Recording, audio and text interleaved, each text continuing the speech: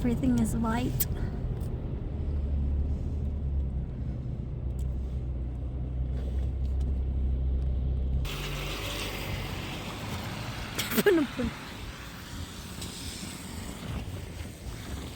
So now I have to go to work as usual. I start today at lunch, so I have to go to train station. Kung yesterday is I just get out of the train. Now this is the view, and I am going to the train station papunta sa city. Whoa, my hands is getting frozen. Look how high is the snow. Look. How high it is. And from the top of the plants. And look at the train rail. So ayan, nakikita nyo. Nakikita nyo na. Hindi nyo na kailangan magsalita. Di na kailangan magsalita. Kitang-kita naman, di ba? Kitang-kita naman.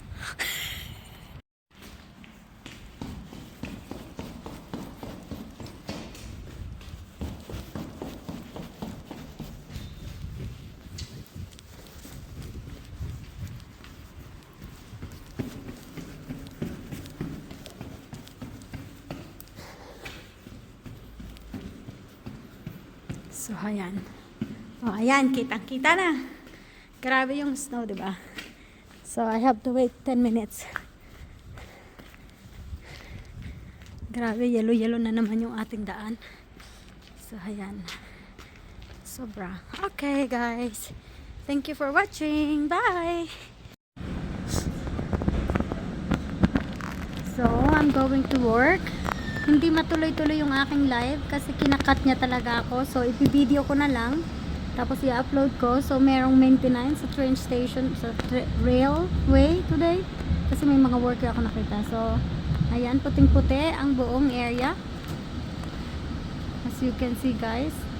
So, hindi ako payagan na mag-live kasi napuputo lagi yung signal ko. At ina-advise ako na i-finish. So, this is the longest bridge in Europa, in Europe. That bridge that you can see, that is the longest bridge in Europe. So some people sometimes do bungee jumping there. As you can see, guys, ayan. Grabe, puting-puti siya, diba? Puting-puti yung buong area. Since it don't allow me to have a live, I will just make a video that you can see the whole trip I have. Then I will make it forward later so you can see the whole place.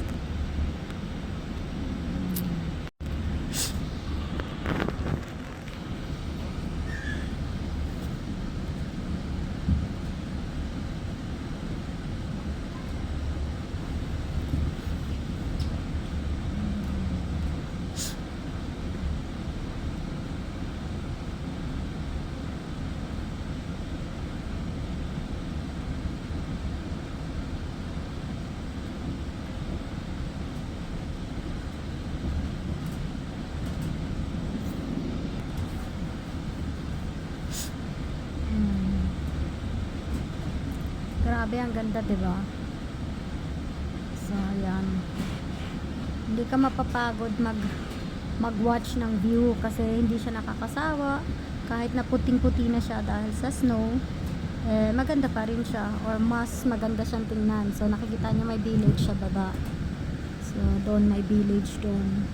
Pero ang daan doon sa kabila, may kalsada kasi doon. So, ayan. So, diba, para kang nasa Wonderland talaga.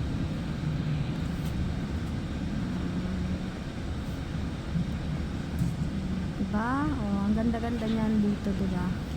Para ka lang nasa para ka lang nakaupo sa harap ng TV, tapos nakikita mo yung magagandang lugar, mga puno na puti na siya kasi puro ng snow. Medyo green pa naman yung iba. Mostly naglalagas yan pag magwi-winter.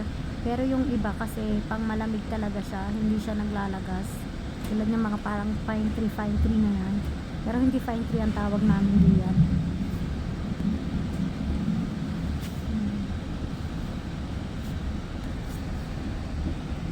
may village din dyan sa taas. Oh.